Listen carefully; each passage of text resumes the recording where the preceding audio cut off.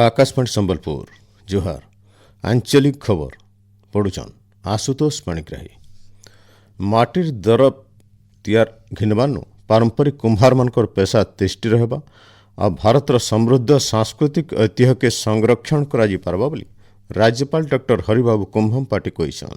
भुवनेश्वर इटको प्रदर्शनी पड़ियान चलता टेराकोटा प्रदर्शनी महोत्सव मृत्तिका के गलाकाल बुली देखिक राज्यपाल डॉक्टर कुंभमपाटी भिन्न भिन्न स्टल मालिक मानकर संगे आलोचना करथिले। राज्यपाल सेमानकर कारीगरी आउ आदिवासी आउ ग्रामीण कारीगर मानकर सृजनशीलता के देखिक प्रशंसा करथिले। सेन तैयार होइतबा माटी दीप जलैकरी पारंपरिक उपेथित दियाली मानबार के राज्यपाल इ अवसर लोक को आह्वान दैछन। बाचस्पति सुरमा पाढ़ी गलाकाल बारबाड़सर बिरज सहर होता राज्यगोष्ठी संसदीय संघ और राज्यगोष्ठी महिला सम्मेलन जोग देवार उतरू ब्रिटेन स्विट्जरलैंड और फ्रांस जाइछन। बाचस्पति श्रीमती पाढ़ी ब्रिटेन के पहुंचबार उतरू सेनथिबा भारतीय उच्चायुक्त तांको स्वागत करथिले। इ अवसर सेन रहुतबा प्रवासी भारतीय और प्रवासी ओडिया मानकर तरफ होइतबा कार्यक्रम थी जोग देकरी कहिछन 2047 मसीहा तक विकसित भारत लक्ष्य रहितला बेलके 2047 मसीहा तक ओडिशा के गोटे समृद्ध राज्य भाव गठन करा ओडिशार प्रगति थी प्रवासी माने जोड़ी होन बोली बाचस्पति आह्वान दैछन। स्थायी परिवेश और शक्ति क्षमता संपन्न भविष्य लगी नीति आयोग ओडिशा सरकार और institute of sustainability employment and growth ICEG foundation तरफ गलाकाल त्रिपाक्षिक चुक्ति स्वाक्षर होइछे। इ चुक्ति जरिए राज्य सबुज ऊर्जा परिवर्तन के तुर्ती कराई पारबा। ओडिशा न कम खर्चाती विद्युत रूपांतरण योजना प्रकल्प स्थापना सहित इथिलागी गोटे रणनैतिक रोड मैप तैयार करा। इतार जरिए विद्युत क्षेत्र के सस्ता स्थायी स्वयं संपूर्ण और परिवेश उपयोगी करबार उपरे जोर दिया। इ पदक्षेप राज्य विकसित ओडिशा 2036 और विकसित भारत 2047 लक्ष्य हासिल करबा लगी साहस करबा। इ अवसर मुख्य शासन सचिव मनोज आहूजा, नीति आयोग मुख्य कार्यनिर्वाही अधिकारी बीवीआर सुब्रमण्यम और आईसीईजी रो निर्देशक और प्रतिष्ठाता डॉक्टर शिरीष सांके उपस्थित थिले। राज्य गृह निर्माण और नगर उन्नयन विभाग और षष्ठ राज्य अर्थ कमिशन भितर गलाकाल गोटे जरूरी बैठक हो भुवनेश्वर खाराबेल भवन ठाने होता बैठक थी विभाग तरफ अर्थ कमिशन समिति विचार लगी तार प्रमुख कार्यकलाप और प्राथमिकता भाव व्यापक समीक्षा उपस्थापन करा।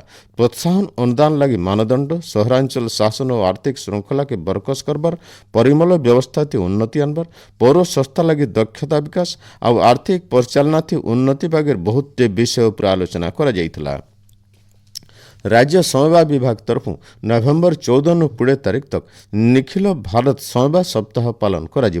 कार्यक्रम को लेकर विभागीय मंत्री प्रदीप बलसामंतर अध्यक्षता थी गलाकाल राज्य कृषि विपणन परिषद सम्मेलन कक्ष गोटे सम्मेलन बैठक हो राज्य समवाय विचार दर्शन और कार्यक्रम के लोकर पाखे जहनु जह पहुंचावा लगी राज्य स्तरीय निखिल भारतीय समवाय सप्ताह के बरकस भाव पालन करबार के पड़बा बोली मंत्री श्री बलसामंत कहिछन।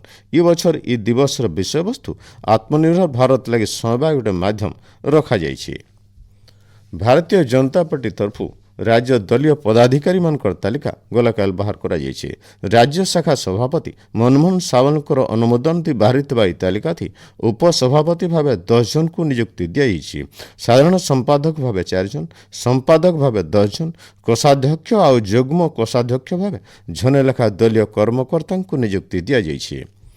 दारिद्र्य बाबद सचेतनता सृष्टि करबा लगी आज विश्व दारिद्र्य दूरीकरण दिवस पालन होउछे। फी बछर अक्टोबर 17 तारीख दिन इ दिवस पालन करा जायसी। इ बछर विषय वस्तु होउछे परिवार प्रति सम्मान और वर्क समर्थन सुनिश्चित करिकरी सामाजिक और सांगठनिक दुर्व्यवहार के शेष कर्मा इन जने दिए पारे जे इ दिवस लगी 1992 मसीहा मिलित जातिसंघ ने गोटे प्रस्ताव गृहीत होइथिला।